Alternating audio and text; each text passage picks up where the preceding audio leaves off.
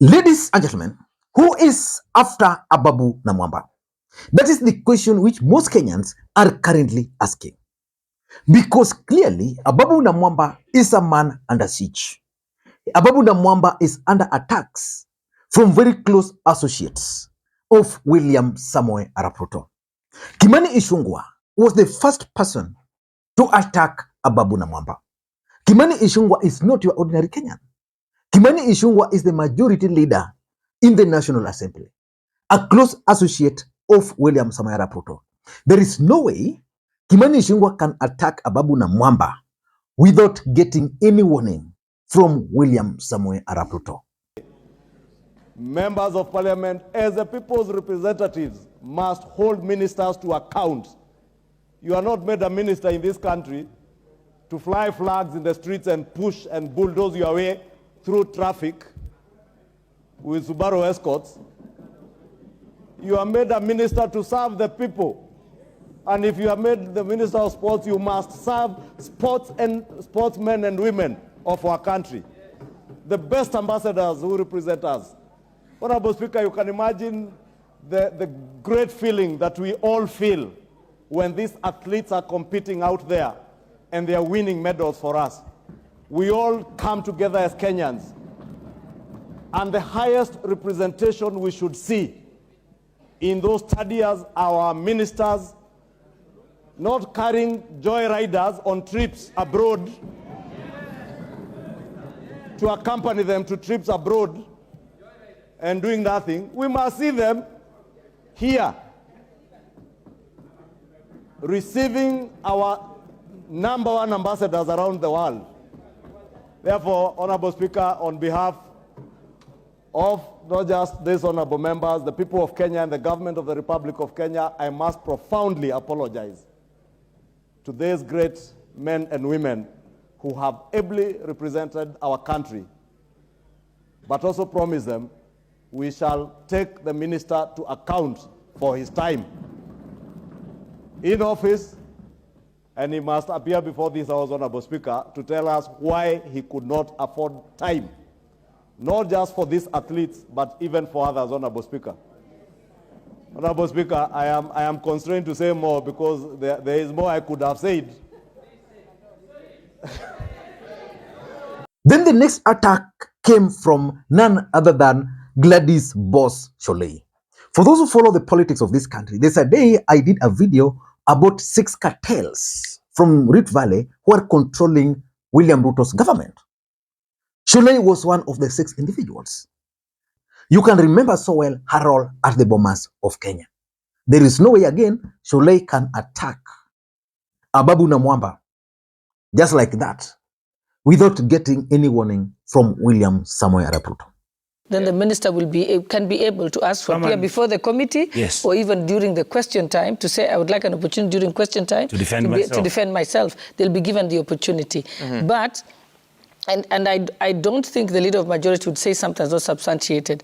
And I'm happy that this was raised. Unfortunately, when that was happening, I was in Wasingishu for the devolution conference and then with the Law Society conference too. So I was not in the house on that day. But this is something I feel very strongly about. And coming from Wasingishu County, where most of the athletes come from, it's very painful. I listen to them. Every time they've landed, the Boston Marathon champion, the London Marathon champion, they have come to my home here in Kitusuru. I've hosted them because the cabinet secretary is not bothered. No one is there. I'm the one who's hosting them in my house. If you look at my Facebook page, I've hosted them for breakfast. They've sat through lunch. They've told me their challenges. And when they tell you the horror stories of what happens to them, they fly economy. The AK officials and the ministry officials are flying business class and first class. Sometimes they have a layover of 14 hours. Yes, sleeping at the airport. Yes, and even just seeing the management of sports at the moment, it's pain. If you look today, I checked as late as yesterday. Look for the Talenta Hela app. It doesn't exist. They told us it was launched. It doesn't exist. The other day, when our team, I think they went to Tunisia for the beach games, they were wearing fake sports uniforms. They were wearing, I think it was fake Adidas or knockoffs from River Road. If you look at the team that went to Trinidad Tobago, again, they were wearing fake uniforms. It just asks you, by the time a country reaches a point where our athletes are wearing fake uniforms, there is really something wrong. And there's something wrong with... There's something wrong with the management of sports. When you get to the point that doping is rampant in the country, yet I'm from Wasingishu, and I'm telling you, the chemists that issue these drugs to our young people are known. The coaches that issue these drugs are known. Why is it that they've not been arrested? Investigations, I've been following it up personally. I've been following up the issue because... And then there is Samson Cherargei, the Nandi senator, the vocal Nandi senator. He also attacked Ababu Namwamba. And clearly, you can tell that the attacks are well coordinated and they are scripted to achieve an objective. I have seen the CS in charge of sports, Madam Speaker, Mheshimiwa CS Ababu Namwamba, creating time for content creators. What do we call these TikTokers, Madam Speaker? Of our tradition, he finds time to go on TikTok.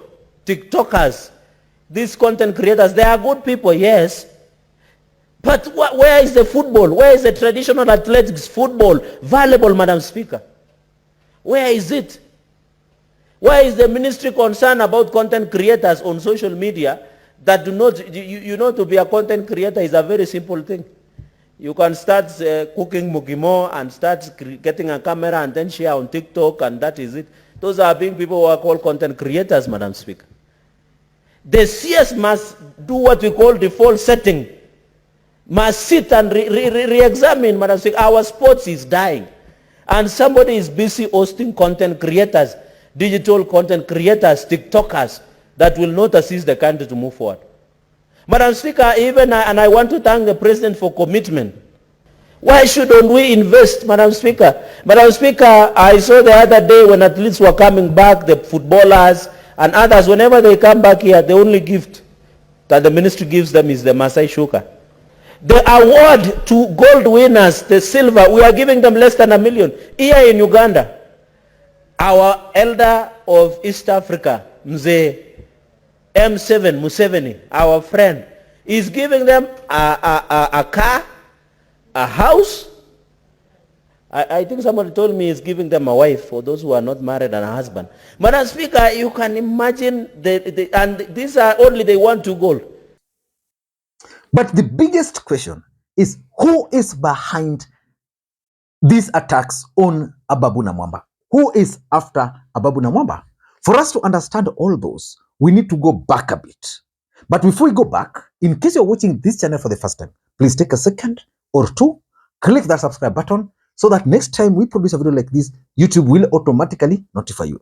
And to the subscribers, I want to continue thanking you guys for your continued support. Because without that support, this channel cannot be where it is. And without any further ado, ladies and gentlemen, allow me to dive in. Now, ladies and gentlemen, who is after Ababu Namwamba on a serious note?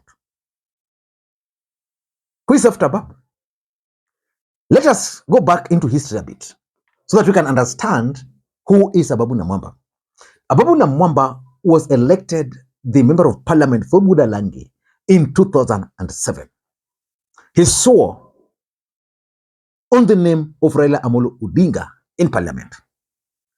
He was a darling in ODM party. He was re-elected again in 2012. For those who remember, that was the time Ruto and Uhuru became the president and the deputy president of the Republic of Kenya, 2013. Ababu Namwamba was elected on ODM ticket. He ended up serving as the Secretary General of the biggest political party in the Republic of Kenya, ODM party, at that particular time. And of course, you know, he fell out with Raila Odinga after he started working with William Ruto and with Uhuru Kenyatta at that time. As fate would have it, in 2013, in 17 now, Ababu Namwamba lost his seat to Rafael Wanjala, who was elected on ODM ticket. And Uhuru Kenyatta then remembered Ababu Namwamba by appointing him as the Chief Administrative Secretary for Foreign Affairs. That was a high-profile position. Ababu Namwamba flew all over the world. He delivered. And after the 2022 election, there was the handshake between Raila and Uhuru. And clearly, William Ruto started falling out with Uhuru. Despite the fact that Ababu was serving as the Chief Administrative Secretary for Foreign Affairs, he opted to stick with William Ruto's side. A few months to the election, that was in April, I think, 2022, William Ruto appointed Ababu Namwamba as the head of international relations at his campaign secretariat. So when William Ruto was declared the president and so on in, majority of Kenyans expected Ababu Namwamba to be appointed to the cabinet. As fate would have it, Ababu Namwamba was indeed appointed to the cabinet, but in the position of CS4, Youth Affairs, Arts and Sports. And for me, that was the first red flag. Most Kenyans expected Ababu to be the Minister for Foreign Affairs, having served at that high profile, and also having served William Ruto's campaign as the head of international relations. But that did not happen. So for me, that was the first red flag. So earlier this year, Ababu Namwamba created what he was calling Talanta Hela Council. He appointed several people there, high-profile personalities in the Republic of Kenya. Akobe, Aziad Nasenya, Dennis Itumbi, several, there were several. Who else? I mean, Ndambuki, Churchill, several other individuals. They were supposed to serve for 3 good years. But something happened in June. Ababu Namwamba was forced to revoke the appointments of those individuals. And I knew someone somewhere was after Ababu Namwamba. Forget about what's happening now. That was enough signal. And a gentleman who is operating from State House posted something to the effect that Serikali ni yao, Ababu Namwamba could not have just appointed members to that council without considering a single Kalenjin. But let us not get into that. Let us focus on the issue. Who is after Ababu Namwamba? If you ask me, the first suspect is William Samoei Arap Ruto. I'm saying this because there's no way Kimani Ichung'wah can stand on the floor of the House and talk like that about William Ruto's cabinet member, and then nothing happens to him. No warning, nothing. There is no way Gladys Sholei would do the same, and nothing happens to her. There is no way Cherargei would do the same, and nothing happens to her. There is no way. Clearly, in my view, there must be hand of William Ruto. And majority of Kenyans expect a cabinet reshuffle to happen. And if that cabinet reshuffle will happen, I can assure you that Ababu Namwamba is likely to be affected. Either it's going to be removed from the cabinet, if not, it's going to be transferred to another ministry. So for me, I'm looking at William Ruto as the first suspect. Number 2 is the Kalenjin cartels.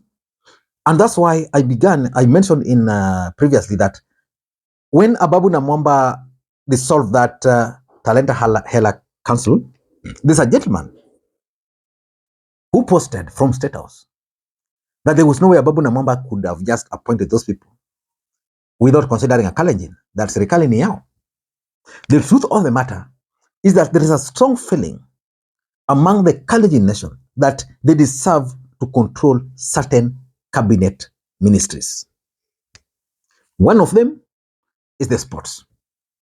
The youths, so that they can give youths job opportunities to the youths, every other thing affecting the youths.